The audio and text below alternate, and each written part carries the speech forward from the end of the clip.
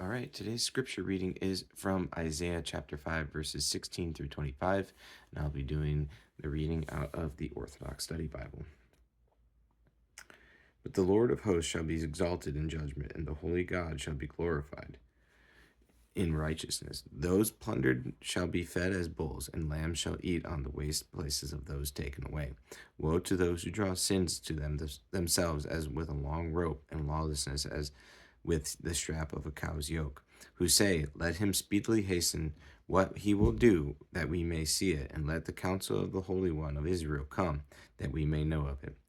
Woe to those who call evil good and good evil, who put darkness for light and light for darkness, who put bitter for sweet and sweet for bitter. Woe to those who are intelligent in their own eyes and expert in their own sight. Woe to your strong ones who drink wine, and the mighty ones who mix intoxicating drink, who justify the ungodly for a bribe, and take away justice from the righteous man.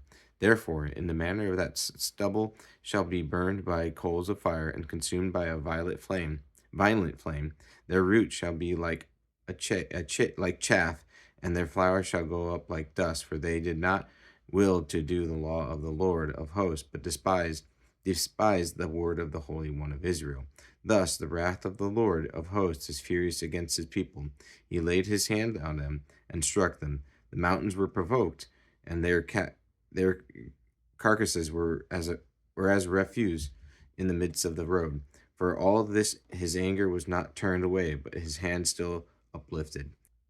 A little bit of explanation, the describing the sins in verse 18: intentional evil acts, mocking God in 19, perversion of truth in 20, and vanity and conceit in 21, dishonesty in 23, and finally rejecting God's law and despising his word in verse 24.